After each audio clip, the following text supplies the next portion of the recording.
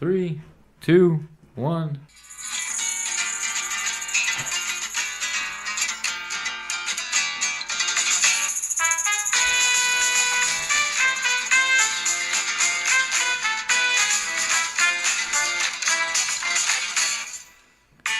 Welcome to Caveman's Corner. We're coming to you live from the Caveman Studios in Buffalo, New York. No Ray, of course, so the intro sucks. Usually we have Ray. He does a great intro. Not really, but I got a different Mexican here today. I got Primo Luciano. How you doing, Primo? I'm doing good, but I'm Puerto Rican. Whatever. So's he. So's Ray. Ray's Puerto Rican, too. But I love Mexican food. I moved to the Mid-South 2 years ago and fell in love with Mexican food.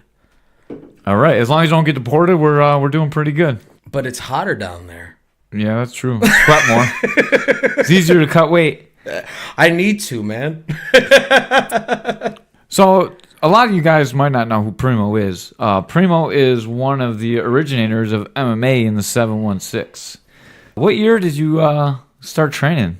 I actually started training when I was a little kid. I did kids karate and kung fu. About 97 is when I started seeking out jiu-jitsu, and I found Filipino martial arts and jiu-jitsu at Horizon Martial Arts in West Seneca. It was Rich Bopet, who currently runs Straight Blast Gym out of Niagara Falls in Canada, and Datu Tim Hartman, who still teaches in West Seneca. That's pretty much where I got a lot of stuff from. Then around 98 is when I met Boyd Ritchie, and I started training in catch wrestling and sambo. So, man, I don't even know how many local black belts have started with you. I did. Katri trained with you. Vagata trained with you. Catillas trained with you. Did you ever train with Dub? I can't say I did or didn't. His face is so familiar, and he's, I can't say if I did. I've trained with so many people over the years. I'd be lying if I said I remembered everybody.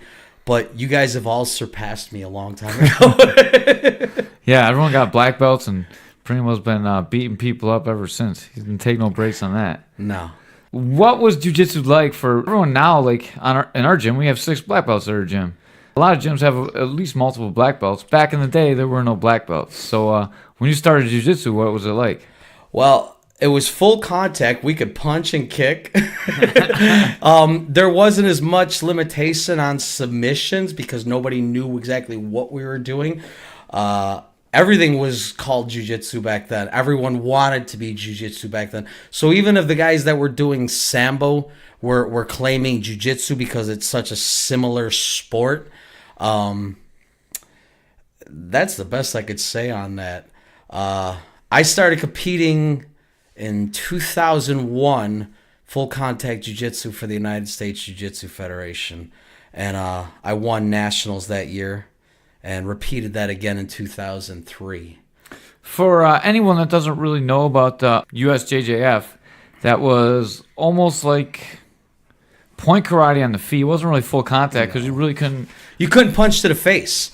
Or kick to the legs, right? You couldn't kick to the legs. Kick to the legs, but kicks to the body and punches to the body. It was like Kyokushin. If anyone's like familiar with that, that's like a full contact. Were head kicks legal? I don't remember. Head kicks are legal. Yeah, I remember I blasted that one kid in the face in the tournament. Yeah. I didn't get in trouble. I also witnessed a few noses broken, like ridge hands. If someone turned their hand into a ridge hand, you could hit to the side of the head. So if they turned their face, into your hand, I watched several noses blow up at those tournaments. And then once you were in a clinch, it was judo rules. Yes, once you were in a clinch, you couldn't punch or kick anymore. Excuse me. God bless that beer. Yeah.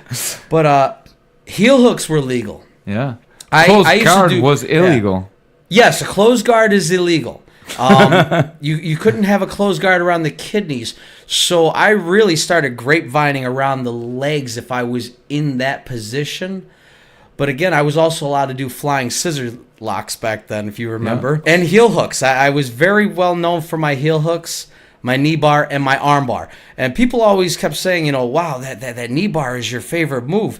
And I'm still pretty good at it till this day, but my favorite move is still the arm bar. It's just that it's so... it's socially acceptable in almost every submission venue that everybody knows it. So the really good guys are very, very, very T-Rex. Their hands are up here, like you ain't getting this. So leg locks, were definitely more applicable for me. How do you feel about the current trend towards leg locks being in fashion again? For forever, people kind of sneered at leg locks, looked down on them, but Gordon Ryan and Danaher, that squad are bringing leg locks back. Well, I think it's best to say if you ignore half your body when someone catches you with one, it's time to start learning. Starting to sound like, who was Dean Lister. Yeah, Dean Lister. I could think it was that face, that Dean Lister face. I couldn't think of his name. We were just talking right over here that, man, hopefully you can remember the stories. I'm already forgetting people's names, so it's a rough start for me. Well, I'm drinking the beer, so... Yeah, I just got this sugar-free Rockstar. It's not as good, I guess. I love Rockstar, but I don't like sugar-free. It kind of tastes like pee, but it keeps your outsides looking good. Well, that's because taurine is in it, yeah, and that's bull piss. Oh, well, I like bull piss. Well, so do I, so... So, USJJF is kind of where you started into your martial arts career, I guess, yes. Competitive career. Mm-hmm. I met you... Did you already do a USJJF when I met you? Or? Yes, I did. I had done 2 tournaments, and I won the first one. Ernie McPeak's tournaments, yes, right? Yeah. I won the first one, and then the second one, that's when I fought Lee. I competed against him. Oh, I forgot Dr. Kroll did USJJF. Yes, and oh my God. He was the one that introduced you and I. Right. And he said to me, and I'll never forget, he goes, I got this badass wrestler. And I grew up loving wrestling. And anything that ever said wrestling was something I wanted to do and to know. So meeting you as a wrestler, I was in awe. I tried to play poker face, but I was in awe. I was like, oh my God, he's a wrestler. Because we didn't have that in the inner city. Right. That was something that was done in the South towns. And like Cheektowaga, West Seneca, all that was not done. That doesn't get done in the west side of Buffalo.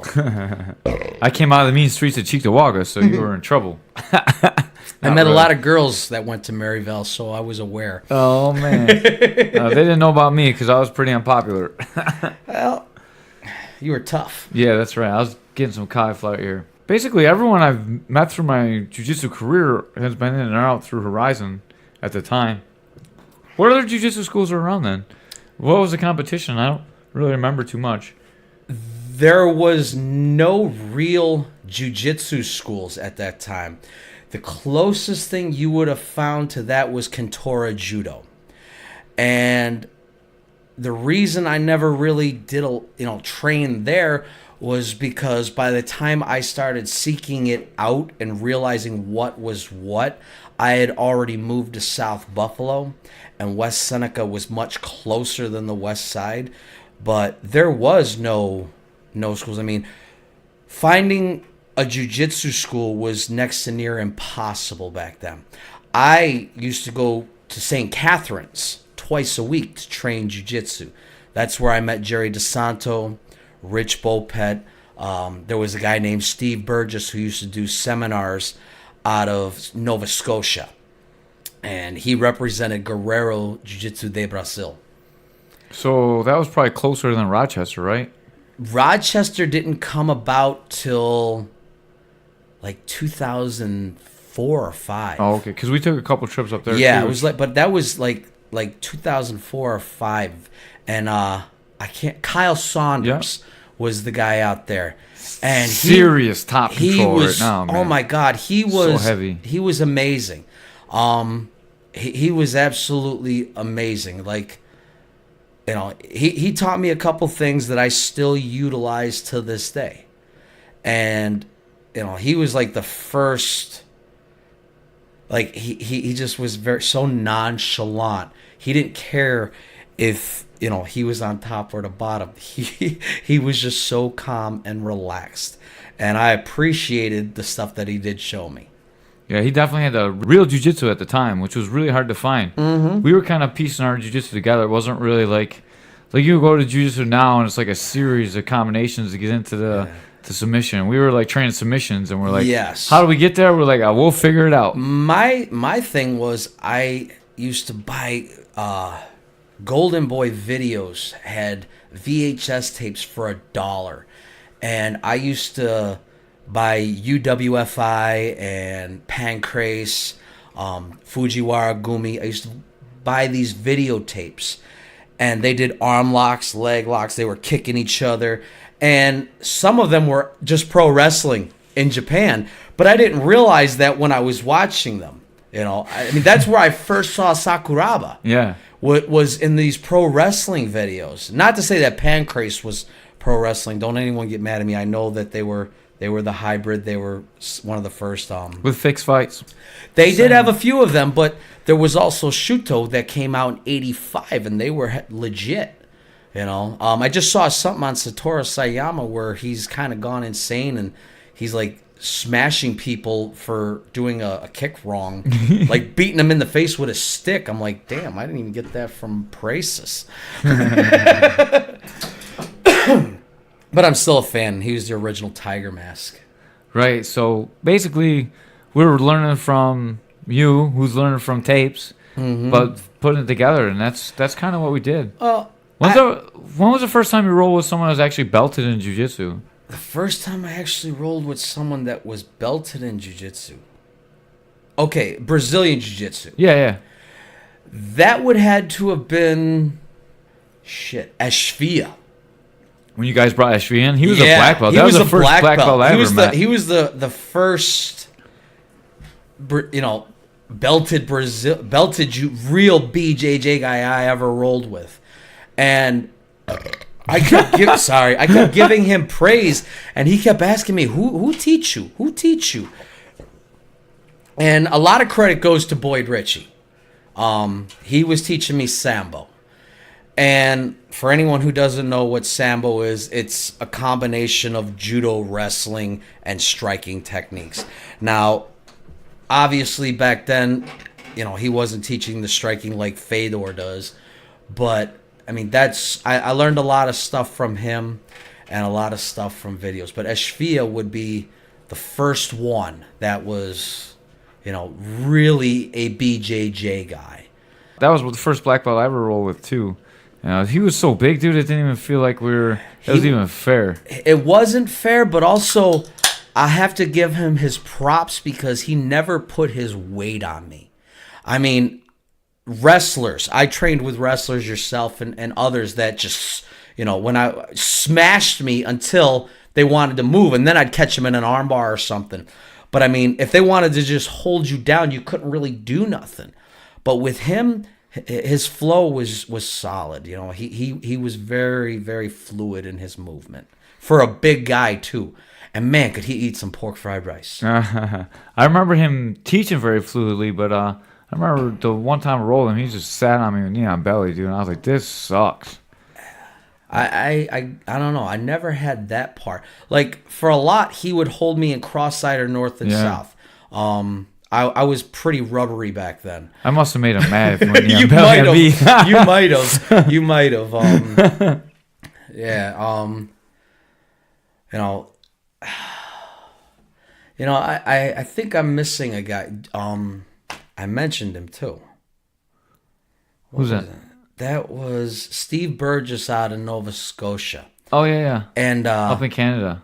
Yeah, he taught a seminar at Brock University. I think it's in Hamilton. But he taught me the armbar from the guard to the triangle choke to the armbar. And that was like God sent.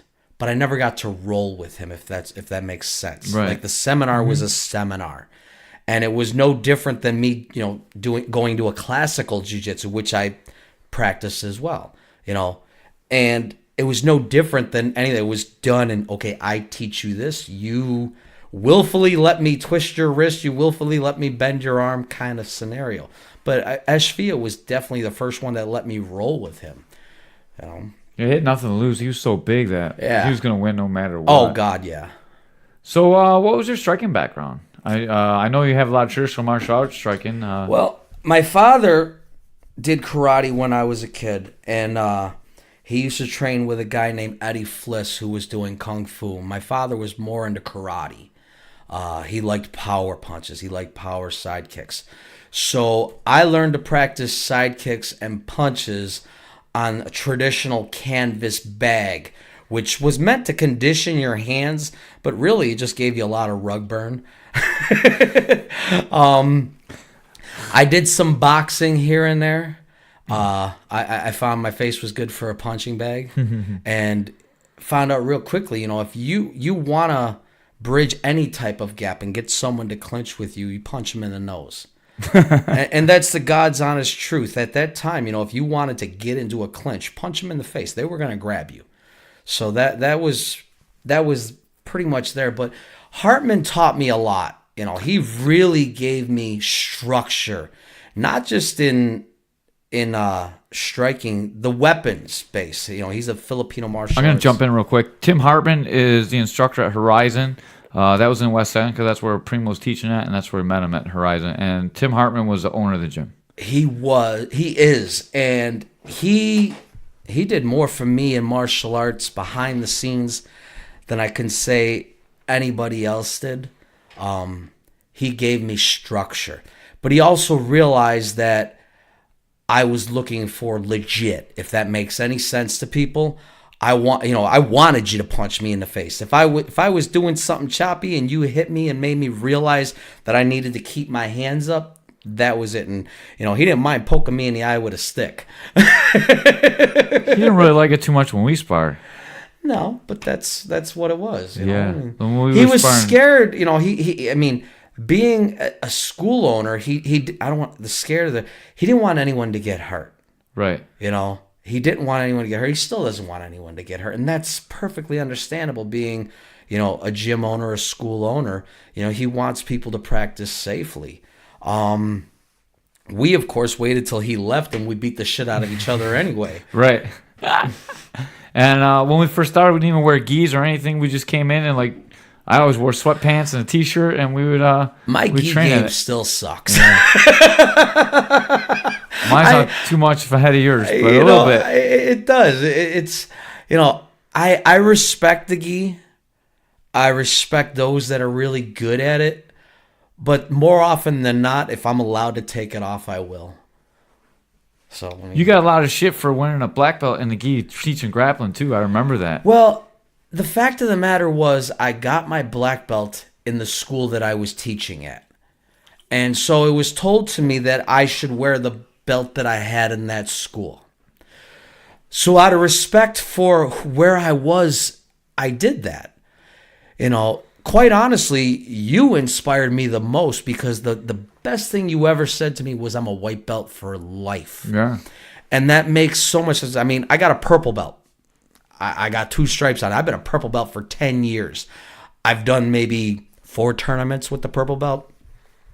I certainly never meant anyone any disrespect. I love martial arts all the way around, and whether I wore a gi or didn't wear a gi, I was always 100% on.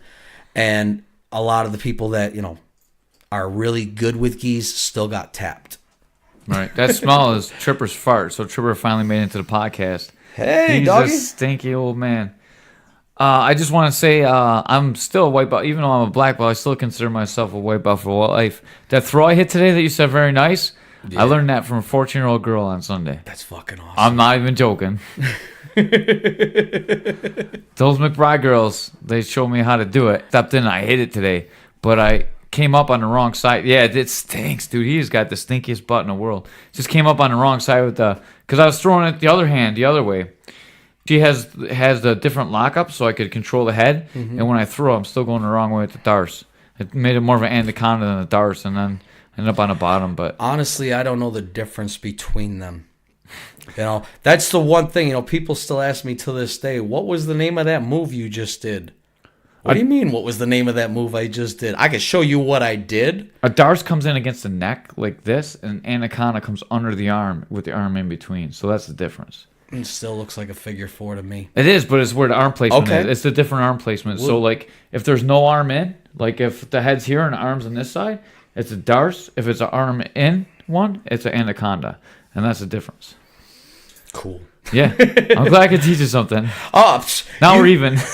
You've taught me more stuff than you will ever realize, okay? My sprawl has been great for a hot minute, but I learned how to sprawl from you when we were training at Maryvale and with the kids. Yeah. And I got to say, I was in awe of you even then because you had a way with children as far as getting them to look to what you were doing and really practice with conviction. And I enjoyed being there and training. And the sprawl practice that we did, I still do to this day. The spin drill that you taught me, I still do to this day. And I've used that for so many setups and other things that I learned. You know, I'm always trying to progress. You know, I took time off. I took a lot of time off. When I actually stopped teaching, my wife went into a coma.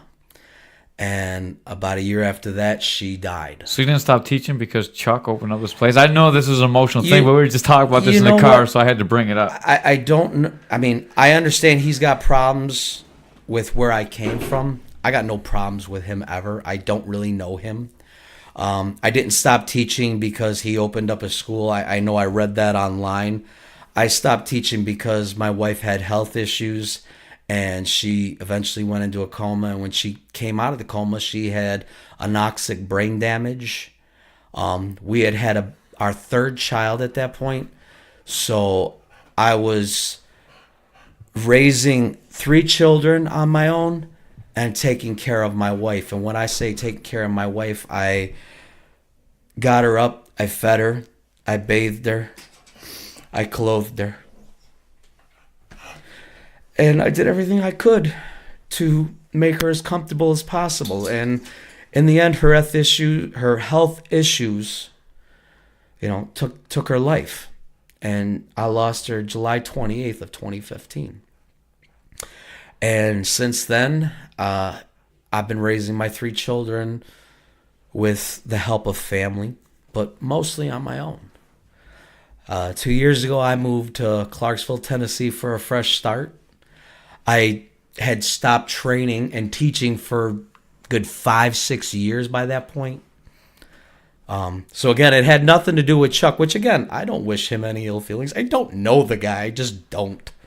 You know, whatever problems he has with other people, I wish it wasn't ours, because I just don't look at it that way. Yeah, just like I said in the car, I'm not sure. He's that really old school Brazilian Jiu-Jitsu, Carson Gracie loyalty guy. So he has a problem with Tim. So he has a problem with Tim's students. And obviously you're the lead of Tim's grappling program. So you're the person he's going to have a problem with. But it's not really a problem with you, I would say. I would never, ever renounce my connection with Tim. Like I said, behind the scenes, he did more for me than anybody else.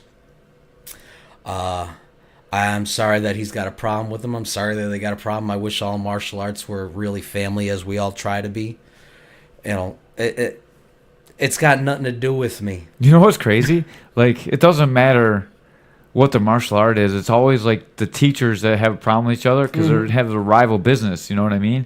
And then the students are all like, "I just want to train, man." You know, and it's just a classic problem in martial arts. It's funny you say that, because ever since I've been back in Buffalo 2 weeks. And I shit you not when I say my phone has been blowing up with people asking me if I'm going to start teaching again. And as much as I like to, and I probably eventually will, it's a lot more fun to be a student. That was what I loved being in Tennessee. I was not the teacher. I got to train, I got to go home, and I didn't have any of the politic problems. I will always be a student before I am a teacher. If you ask me for what I did, I'll show you. If you want a specific name, I might give it to you, you know, in a Japanese terminology. We were talking about that earlier too. I don't know what that's called. This is the choke. I mean, okay, figure 4 locks. I learned the first double wrist lock, which today, you know, a lot of people call Kimura. Kimura is going down. Yes, it's going down. But the first name I ever heard of it was Gaku Udegrame, which is reverse entangled lock is what it was. Okay? So that being said, the upward version in the Brazilian lingo, it's Americana. Go figure, it's Americana, American style. Yeah, American wrestlers do it. They're Top rough. wrist lock is what the American catch wrestlers used to call it. In Japanese, they call it udegrame. Where did I learn that shit? Out of books. I learned a lot of it out of books, man. I used to buy judo books. I used to go to Pachillo's, and they would let me sit there and read them because they knew I would buy one. Yeah. Even though I would leave and buy a book. So they didn't mind if I sat there for an hour or two just reading books. I used to get that black belt magazine. I used And then, to love... There was a grappling magazine in 1997. And I swear to God, this thing went everywhere with me. It was like my Bible. But it had Oleg Taktarov, Ken Shamrock, the Gracies, the Machados. It had all these different people showing these different things. And everything I learned in there, I still practice till this day. Whatever differences we have more similarities than we want to give each other credit for. For sure, we're all doing the same thing that we love, man. We all doing the same shit and calling it something different. I'm not even sure we do that much anymore. Maybe the really traditional guys. The old school catch wrestlers really want you to call the Kimura a double wrist lock. Whether you call it a double wrist lock or a Kimura, it's the same move. Some guys like to do it with the thumb on the top. Some guys like to do it with the thumb over. What do you think? What do I think? Whichever one allows me to catch you in a submission is the one I want to use. I was always taught no thumb, and I always do the thumb. I always do the thumb as well, but I like to twist the wrist. Yeah, like a motorcycle handle. Yeah, Yep, for sure. I like to twist the wrist, you know. And I think you do get a better twist if your thumb's out, but good luck keeping that arm, man. Yeah. Motherfucker. I can never catch that arm without the thumb. It depends on the person. I mean, I've caught some high-level guys with the thumb. I've also lost at times with the thumb.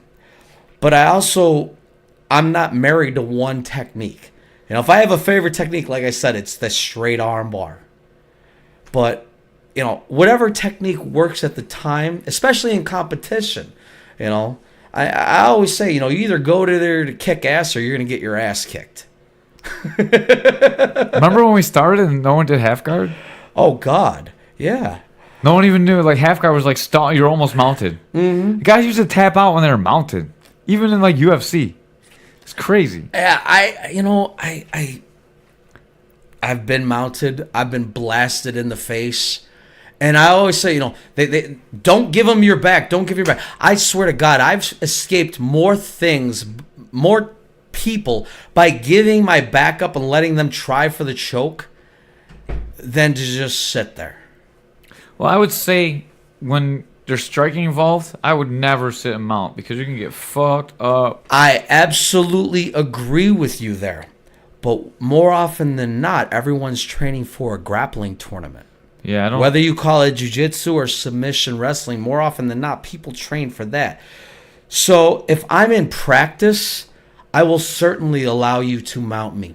I'll certainly allow you to have my back. And I'll certainly allow you to put a choke on full on till I go spacey and then I'll tap to you. Why? Because I check my ego at the door.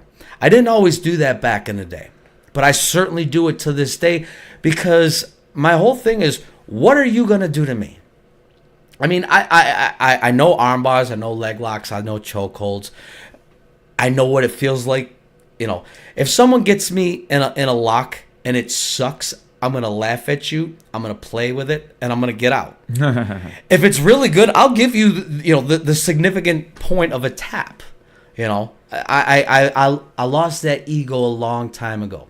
I remember not realizing how full an armbar could be till I let someone pop it 2 or 3 times.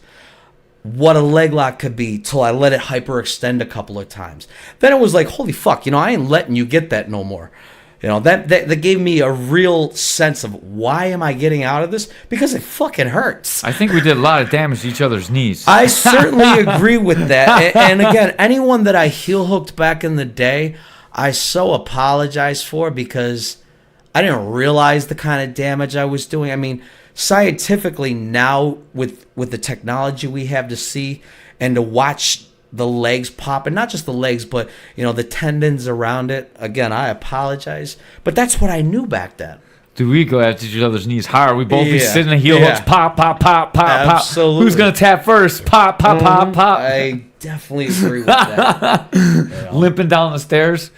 So that brings us to the point where I kind of left Tim Hartman's place because I didn't want to pay like $86 a month or whatever it was at the time. Yeah, just for 2 classes a week.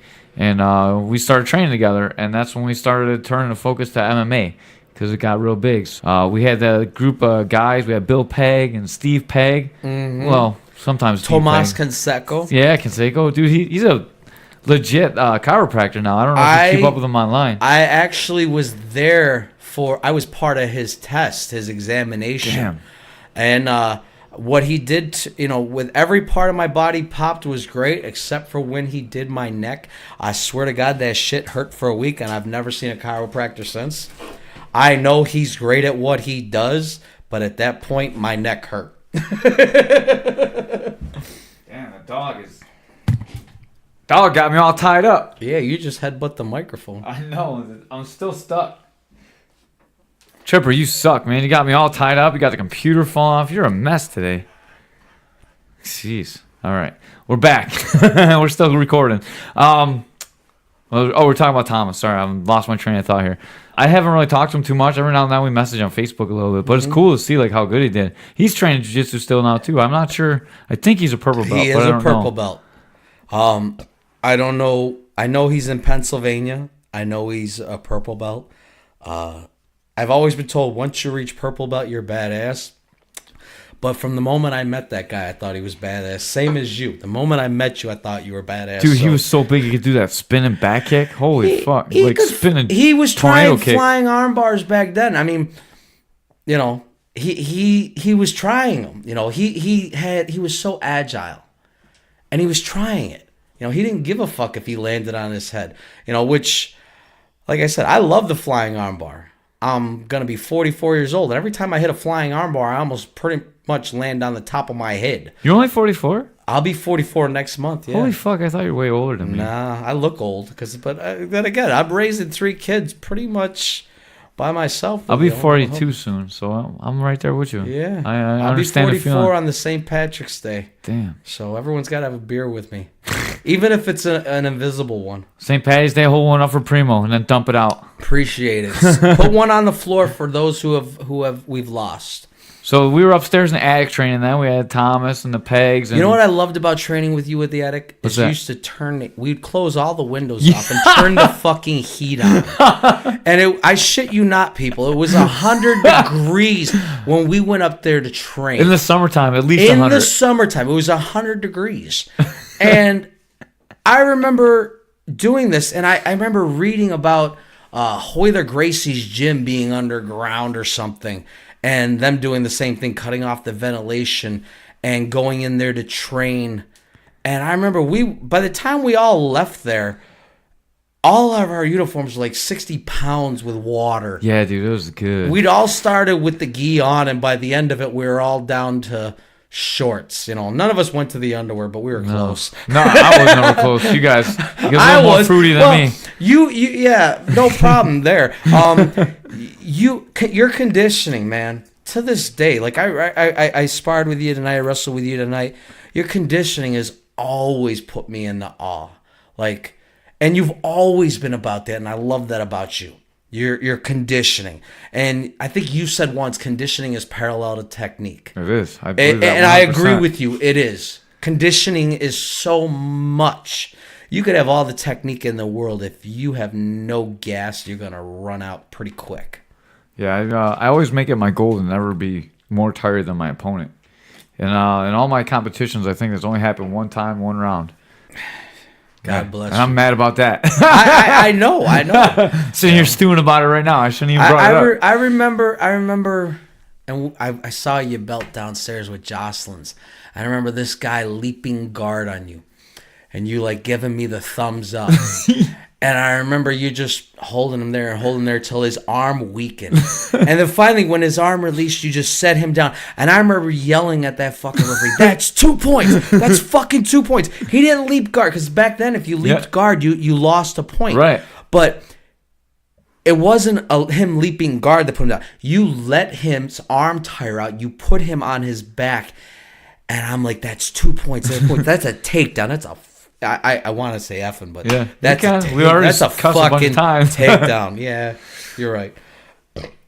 The beer's kicking in. Yeah, we had a lot of good tournaments. We did a lot of tournaments together. Did wrestling there. You actually wrestled? You went to a wrestling tournament? That was crazy. It was like 4th or 3rd place in folk style wrestling. And I still, like I said, I love wrestling to this day. I love catch wrestling, freestyle wrestling, Greco-Roman wrestling. Whatever it is that's called wrestling, I love checking it out. And one thing I admire about wrestlers the most, and people can't see this, but it's heart. Wrestlers have heart. And I'm not saying anybody else does, but wrestling really, really, really emphasizes go to the end. Go to the end, you know? I mean, I used to work out at UB College, and when you exit their room on both sides, it said, "Did you train like a champion today?" And if you ignored that, that's your fucking fault. Were you there when Dizak knocked Koscheck out? I met Koscheck there. I remember, okay, now again, I'm in awe of him as an MMA fighter. But I remember him saying, "You guys might tap me, but none of you are going to take me down." And there was a guy named Dan Holly who was just this outrageous fucking wrestler.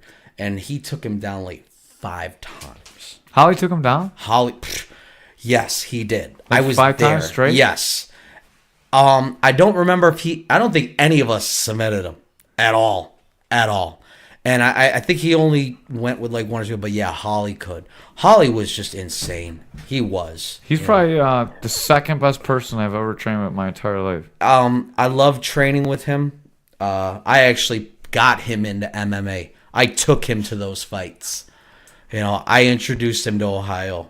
Did you meet Wes Sims down there? That's where he met Wes Sims with me. Were you guys together? Were you there when Wes Sims took all his fight money, got hookers, and spent it all on dollars in jail? I don't remember that, but again, I fought MMA down there. I did win a championship belt down there. Wes actually fought on the card. Phil Broney fought on a card. There were a lot of guys, Hammer House was big down there. Yeah. Iron House was big down there. There were a lot of good fighters in Ohio. There still is. I mean, they're insane. I love them. Strong Style's there now. That's for real. It was illegal here for us. I mean, not that we didn't do it. We know this for a fact. Not that we didn't do it, but it wasn't socially acceptable. You never fought here, did you? Yes, I did. Did you fight here? Yes. You were supposed to take me to my first one, but Lee took me to my first one. The Taikai fight, right? I fought the guy from Taikai. No, right? I fought Andrew Karinga, who was a BJJ guy. And I want to say his coach was named Ken Smith out of Syracuse. But I wore a white shirt and blue shorts to my first MMA fight. And it was called Combat Zone. And I won with a heel hook / knee bar. It was 50-50, which I just learned that, by the way. When you scissor your legs around the same leg, it's a 50-50. And they had the same scissors, yeah. But I had the inverted heel hook, but the knee was straight. So it was either the knee bar or the ankle lock that tapped him. But I gave it with all my might, and we fought on a canvas ring. And both of us were so bloody. It looked like pro wrestling, but it was Lee. And Lee brought me there. And it was Kevin Rozier, who we were talking about earlier, who lifted me up because I was from Buffalo, New York, and he was from Buffalo, That New dude York. was a psycho. He was. I started training with him after that because he said he could get me a lot of fights. And I was sparring with him one night, and again, he was 300 plus pounds. And at the time, I was like 147 pounds, maybe 150 pounds.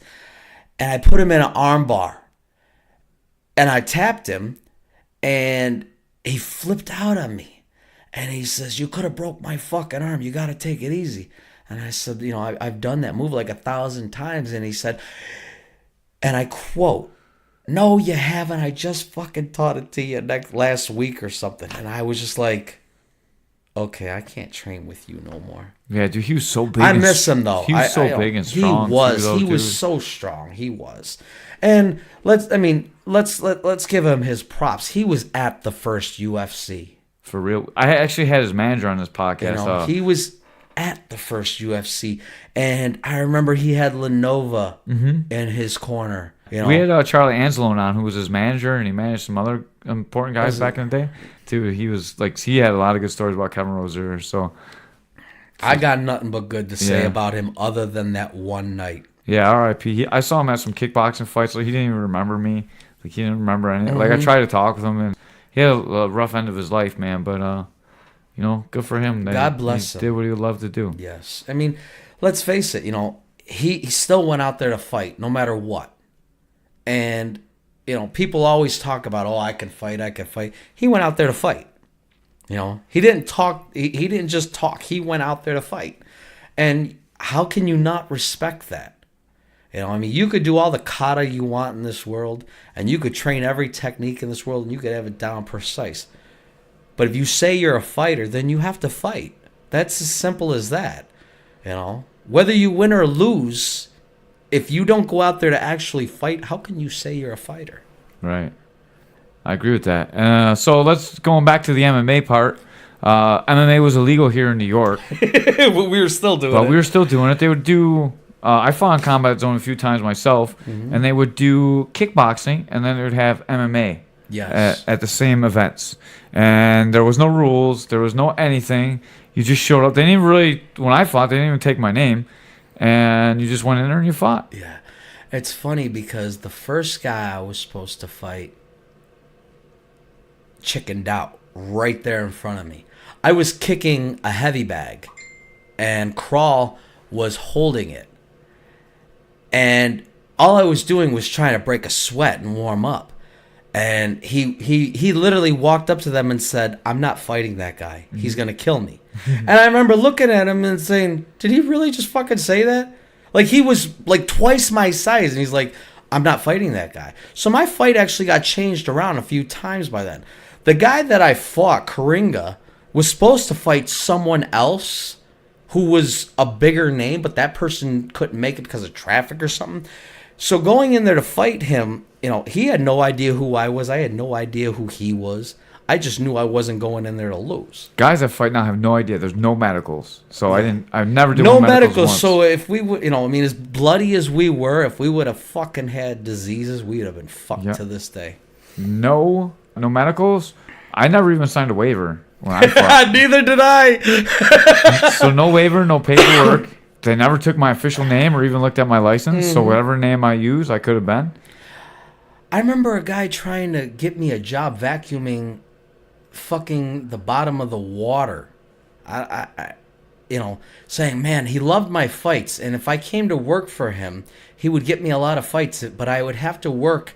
I'd have to use scuba gear, and I would have to vacuum underneath boats. Do you know what that guy's name was? No! I actually... I can't fucking remember it, but I remember he was really persistent. I'm like, well, get me another fight. One of Butch's friends. You remember Butch, right? The old Yeah. guy Butch? I still friend... Videos. That's actually from Butch, that thing right there. Videos. Yeah, and the glove, too. Okay, speaking of Butch, him and Brian Abrams. That's... Brian Abrams actually ended up doing that. I couldn't think of the guy's name. But he was on... Oh, your phone's going off. You're a rookie podcaster. I'm just going to say that right now. Yes, I am. I'm gonna go live with my daughter right now and say that I am on the radio. What can I do for you? I can't see you. Your video is stuck in a picture, but I'm on the air. Some quality radio. I am an amateur in so many ways. Oh man, Okay. yeah, that's why my phone's always like turned down so it doesn't go off. But that's okay. That was cool. This is the first time in a long time that I haven't been out without my children. And you're spending it with an ugly caveman. I'm just saying. I fucking You could do love better. you, man. And again, I'm as hetero as you can get, as is he. But I love this guy. You know, we go back so many years. He was at my wedding. I was, and I broke up a knife fight. He broke up a knife fight at my wedding. That's the God's honest truth. Okay, you know. How stereotypical is it that a Puerto Rican had a knife fight at his wedding? I'm just saying. It's more common than you think. I can't believe you had knives at your wedding. Somos boricua. Hola, chico bonita. That's about the limit of my Spanish. Primo's texting right now. Tripper's trying to rip my headphones off. God, Tripper did rip my headphones off. Tripper. Oh, this is a mess. That whole thing was because my dad wants me to pick up a gallon of milk. Oh, we can stop on the way back. All right, appreciate that. Sorry, folks. That was a little bit of a rough patch there. Can you open the door and let the dog out? He's going nuts. He keeps pulling the headset off. So anyways, back to the fights. I got paid $25 to fight. I don't know if you got paid at all. They would just give you whatever to show up and fight. That first night, no, I did not get paid. I know Karinga got paid. Yeah. I watched him get paid. And with no disrespect to him, because I've never seen him after that, that was the first time I saw someone cry over being tapped out. And the following week, he fought at Mass Destruction. And, like, he just destroyed his opponent. I mean, I saw it via my dial-up computer, if we can remember that shit. Yeah, for sure. But he just like destroyed his next opponent. Like, I don't know if he underestimated me, and I'm sure none of them expected me to be, you know, going after him the way I did. You're just a tough son of a bitch, and the way you move through positions, it's not like a regular jiu-jitsu guy, so it's almost like a, I don't know. It's like a wrestler meets a sambo guy with a little bit of jiu-jitsu thrown in between. The transitional positions are very awkward with you. It's very different. And you're very heavy. That doesn't really make a lot of sense. But one thing's for sure. Back then, I would go for a technique full out. I didn't care if I had a proper position. I didn't care if my legs were in the right spot. And when I got it, it would just pop. You're like that spazzy wipeout, but you were good. Yes. A good spazzy wipeout. You know, I never officially was a Brazilian Jiu-Jitsu white belt. I mean, even the blue belt that I got was at a seminar. And I thank Roberto Atala for giving me my blue belt. But there's something to be said about someone who goes through the ranks properly, and they have something to be proud of. Not to say that, again, I've been practicing martial arts since I was a little kid. I respect all martial arts, no matter what they are, because it's not always about the fight. But I didn't go through the ranks the way everybody else did. And I mean no disrespect to anyone that got it. I've been a purple belt for 10 years this March. And I'm still learning jiu-jitsu. And again, even back then, I was tapping out guys that were supposed to be very high level in tournaments. I did mostly no-gi because I didn't want the politics. I mean, that's the God's honest truth. In no-gi, there are less politics. Right. It doesn't matter what your rank is when you go out in no-gi, because no one really cares at that point. You go out there and you do what you can. And I was lucky enough to win a lot of fights, a lot of tournaments. Whether it was a cage fight, an MMA fight, a sambo fight, a jiu-jitsu fight. I mean, I was just trying to do as much as I can and learn as much as I can. And I always had this vision that I was going to be Luthez or Ric Flair. Woo is right. You know, but I mean, that's the God's honest truth. I mean, I didn't know what catch-as-catch-can wrestling was when I was training it, but I always wanted to be those pro wrestlers that I grew up watching. And to me, there was no difference between Ric Flair and the Road Warriors. They were all part of the same thing. And to me, that was my wrestling. Kroll still likes wrestling to this day. Dr. Kroll still watches it. I watch Ronda Rousey. She's beautiful. But let's face it. I mean, when it comes to the armbar, which again I've said is my favorite move, she's got that down pat. Hell yeah. You know, one thing I would say was that I think she tried to get away from it because she was trying to please the fans. Yeah. But God bless her. I mean, fuck, she'd whip my ass in a heartbeat. And you probably like it too. All right, let's steer back okay. towards fighting. The beer. Yeah, I know you're getting rambly, so we got to direct you back on topic. You didn't weigh in for any of your fights in New York, did you? Nope. No, I didn't weigh in either. Back in the day, even when we went to the tournaments, remember the weigh-ins on a bathroom scale for nationals at USJJF? Yeah. There's a regular dial bathroom scale, and the guy's standing like feet away from it. He's like, you're close enough, whatever. The weight just wasn't a thing. I remember I fought a guy that was like 200-something pounds. Uh-huh. Headbutts, dude. Bow, bow, bow. It was bad. I remember you got punched in the face, and you tackled this guy through the tables, in through the chairs. And I just remember thinking, you were going to beat the fuck out of this guy. And I loved it. Yeah. You know, I absolutely loved it. Was that wrestling or jiu-jitsu? I don't know. It was the USJJF 2002. That much. 2001, 2002, and 2003, I remember pretty well. By the time I got to 2003 is when I really started taking off with my submission skills. My striking was even on point, but I must say that I was still scared to hit someone. I was still scared to make them hurt. It took some time after that, you know, to realize that either I'm going to hit them to the point where they don't want to be hit anymore. They were going to do that to me. Yeah, you kind of fought like that at first. Like, no offense. Like, when you go back and look at your striking from those old days, you're like, I don't know. I pulled back a lot. Yeah, until you got really cracked, you never really threw back. And it was like a weird... I took a lot more bullshit than I should have. When you were fighting, did you have gloves? I fought with and without gloves. Yeah, I remember. I didn't have any fights until my pros with gloves. Yeah, I fought with and without gloves.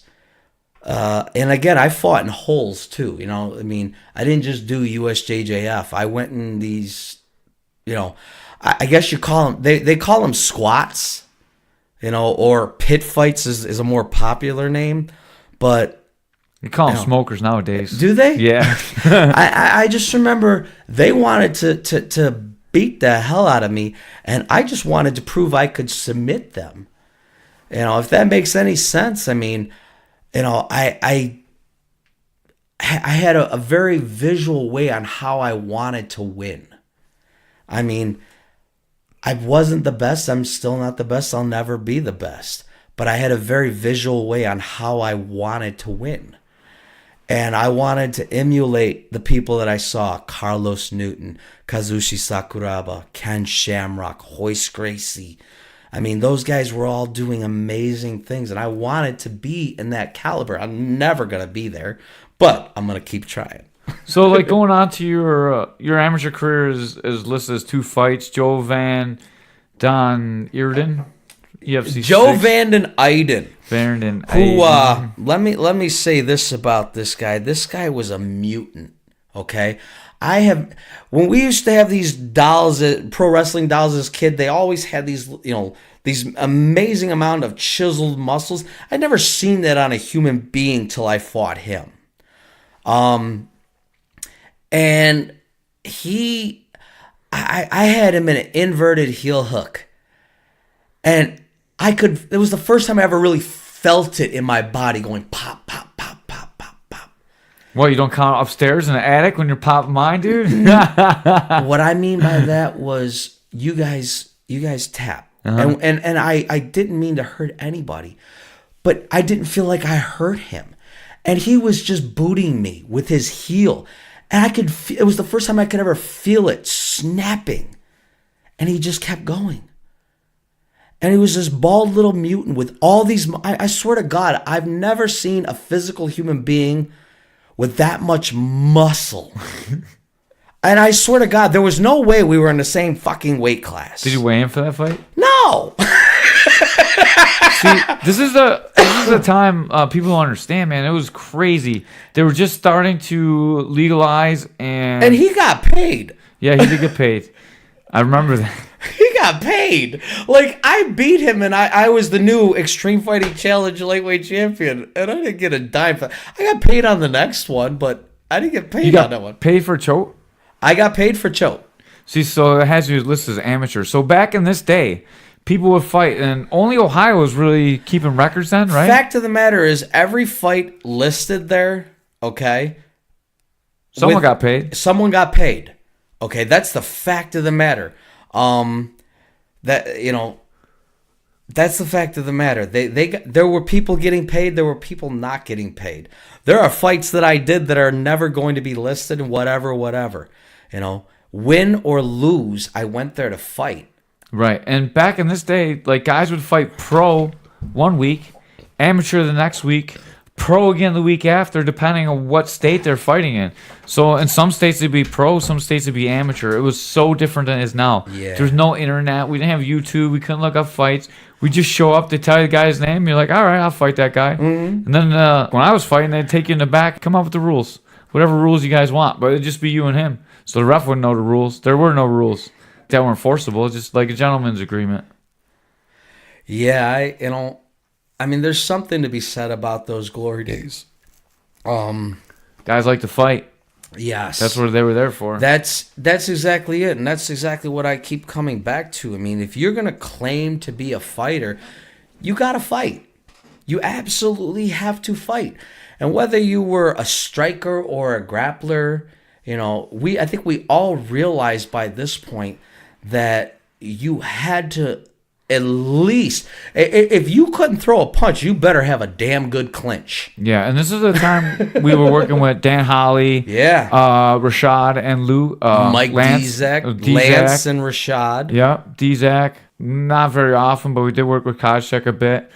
Who else was there? Ketry, yeah. Josh Ketry. Ketry was in and out. Josh Ketry was in and out. This was Black Belt with Boomin. Who else was there? There was really another guy I'm thinking of. John Lehman. Lehman was there, yeah, but he was kind of sucky at that time. You know what? But he would open the doors for me at 5 a.m. Holly's a person I was trying to think of. Holly was so good. I mean, he was such a good wrestler. He had his armbar was his best asset up until he did Norman's tournaments, Yonkers tournaments. That was the first one he told me. He goes, I'm going out there. I'm not going to do a straight armbar. And he hit the double wrist lock. He hit the heel hook. He hit a knee bar. And I remember him fighting Vince. Vince, I love you. I don't know his last name. But Vince was another guy that I trained with in St. Catharines who was a wrestler, jiu-jitsu guy who was just off the hook with his technique. And Holly just took him down, let him up. Took him down, let him up. Slammed him, let him up. And at the end of it, he says, Primo, I told you I wasn't going to do a straight arm. But he won. Yeah, he was crazy, dude. I trained with him for a long time, too. Him and D-Zach. I've trained with another guy right now, Pat Mix, that is just like the same kind of guy. That's the guy you call Patchy, right? Yeah. Okay, I've checked him out. He's got some beautiful shit. Yeah. I'd love to learn something. Yeah, too bad he wasn't there tonight. He's just back in town, too, man. He's amazing. He's fighting in KOTC next week. 10-0, he's going for. God bless you, man. 10-0 as a pro, hopefully. Well, for sure. Then we got into your pro career. Dude, you fought some serious guys. You fought Luke Spencer and Jason Dent. Luke Spencer, I was 2, maybe 3 weeks out of knee surgery. They cut my kneecap away, popped it back into place. And I was in rehabilitation when I went to fight him. And they got it on like decision. It was a split decision that night. And I had him in a knee bar that I couldn't hold. And he got out. And he hit me with shots that echoed. Okay. Jason Dent broke his hand on my head. I had him in a Kimura.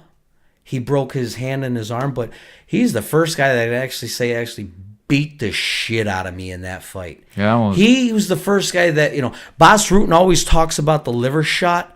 He was the first guy that kneed me in the liver and showed me what real pain really fucking was. So much respect to him. I got no problems saying I've lost a fight because I've won a hell of a lot more than I was ever even given credit for. I mean, that if you go by what SureDog says on a fighter, it's not always accurate. Especially for guys our age. Exactly. There's so many fights that happen and no one recorded, and the commissions are so good now, and it's just 1,000% better fighting. But it was like the Wild West, dude. It was so crazy back in it. We should write a book about like the craziness. I would love to work on a book with you. Yeah. I mean, you would have to do most of the spelling because I suck. Dude, if you got me spelling, you're in trouble. I'm a little bit more articulate, but I'm not so good at spelling. We got a spell check. Yeah, and we didn't have MapQuest back in the day. I remember driving down that damn fight with the stupid maps, and we're like, where the fuck is this place? Absolutely. We drove by it like 5 fucking times. A lot of the fights I did were people driving me to fights. There's a guy named Jason Miller who drove me to a lot of fights. And, thank you. I'd love to say hello to him again and shake his hand. He was my sparring partner. He let me beat him up to death. He never quit. He worked, I won't say the name of the company, but he used to give me Myoplex boxes, like... Oh, Myoplex. Those were the days. $4 or $5, and they were like $75 a box. Yeah. And I got them for like $4 or $5. I won't say the company because I don't want to put him out there like that, but... He probably doesn't work there anymore. That was a long time ago. I don't care. I don't want to put him out there like that. Thank you for hooking me up, man. Myoplex, supplements, I fucking love supplements, Gotta get on a TRT. You know what? I've dabbled in a little bit of the liquid stuff. I don't know if it was TRT, but you swallow it, a couple of drops here, a couple of drops there. I would say about a year and a half ago, I was in my best, not a year and a half ago, about a half a year ago, I was in my best physical shape. Before I left Tennessee, I was up to 200 pounds. Now, mind you, a lot of times in my fights, I was between 150 and 155. So to have 50 pounds on me, it doesn't look it. You can look at me right now. I don't look. I mean, I weighed in 192 at your gym tonight. Yeah. I don't look like I'm at that weight. I'm a little pudgy, but I don't look like I'm at that weight. What did you think about open mat? I loved your gym. I got to say, for someone like me, like I said, who's trained at a lot of holes in the wall, that it was somewhat intimidating. And I don't mean that in a disrespectful way. I just mean as someone walking in saying, wow, look at this place. And wow, God bless you guys for doing what you're doing for Western New York. I don't know if there's any other gym. I've been here 2 weeks, so don't anyone think I'm disrespecting them. But I've been here for 2 weeks, and to walk into a gym like that was just like, what the fuck? And everyone was nice, and everyone I got to roll with was top. They were all respectful, top notch. I mean, there was no egos there, and thank you for letting me hit a flying armbar, Jeff. My wife distracted me. She did. I didn't realize it. Your arm came up and I went through the air. One thing I used to love doing the flying armbar. I don't like doing the flying armbar now because more often than not, I still plant my head into the ground. Oh, you landed pretty clean on that one I today. landed it pretty clean, but I still think I posted my head on the ground. It probably helped that I just stood there and I was looking like this, looking up at my wife, like I made eye contact with Karen, like, see K's in that building. And Yes. she jumped up and armbar me while I'm talking, but that's what I get for talking while I'm rolling. I deserved it. Hey, you tapped, I let it go, and I I didn't even get the tap. I was like, tap. Yeah, I well, didn't even get my hand there. One thing's for quick. sure, back in the day, I wasn't as mindful for people as I am today.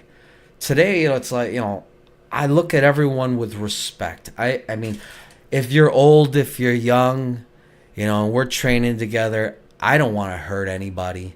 I mean, if I go out there and it's a fight, we're going to fight. It's that simple. I'm going to be just as, ruly as I was back in the day.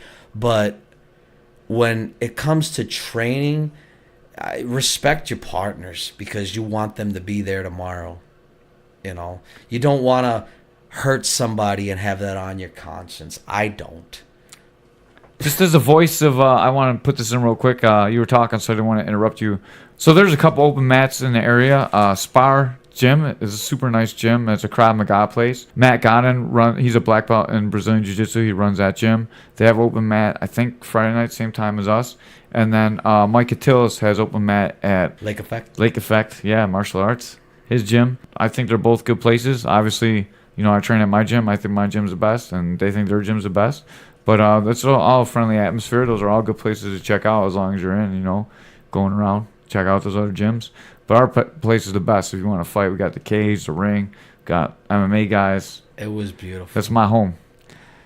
I'm going to give a plug here. I want to say thank you to Don and Kim Dees in Clarksville, Tennessee for Modern Martial Arts and Family Fitness, for not just giving me but my children a home. Awesome gym over there at Modern Martial Arts and Family Fitness Center. I can read it off your shirt, so I can have a really good plug. Ellen was great. I just want to say I totally respect everything that she did, and I think you're doing a hell of a job as a dad. I visited last time you were in town. Did great with your kids. I know, you're struggling, man, but I'm struggling. You're back. I'm back. Again, I want to plug Kim and Don Dees, Modern Martial Arts and Family Fitness in Clarksville, Tennessee. They gave us a home. They gave us a place to train. My daughter has done 15 tournaments with them. I might be exaggerating, but she's got 5 first place gold medals and a few that she didn't. She did multiple tournaments there. I've encouraged her to do gi and no gi. And one thing that she says to me is, Dad, don't teach me any bad habits. I don't need to know heel hooks right now. good for her. Yes. Good for her. Yes. And I've been, in Clarksville, I tried to get her to join the wrestling program. And she looked at me and said, Dad, I prefer jiu-jitsu. I like that too. And, not really. Well, okay. Wrestling is my passion. I love wrestling. I always will. Like I said, one of the first real amateur wrestlers that I met that had a fucking badass game. But she wants to be the best she could be at what she does on her own terms, and I respect that.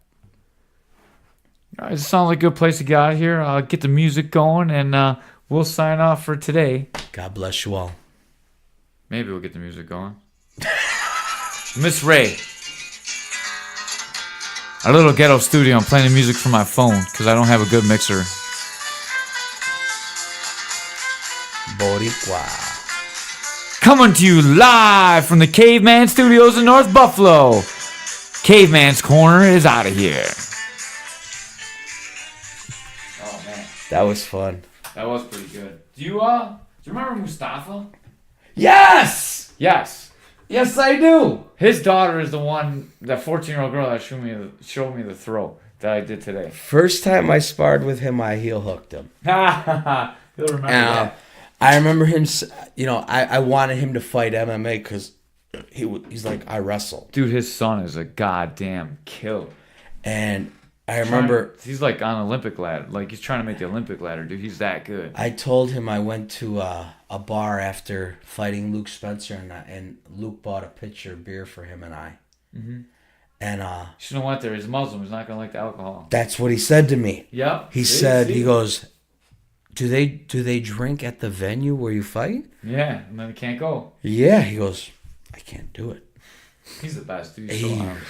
Sundays, we can go over and boom and do wrestling. It's free. Okay. He coaches him and his son. I'll definitely. Dude, his son, that little Muhammad kid, My his son is a goddamn killer. My thing is this, normally when I travel, I have 3 pints with me.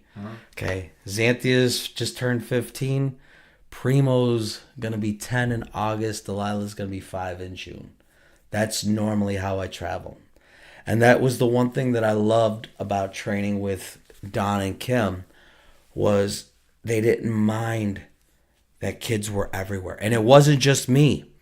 Other parents brought their kids there to train. Some kids would train in the kids class right before the adult class. There was this guy, Mike, who his daughter... Let's get downstairs before my wife kills us. His daughter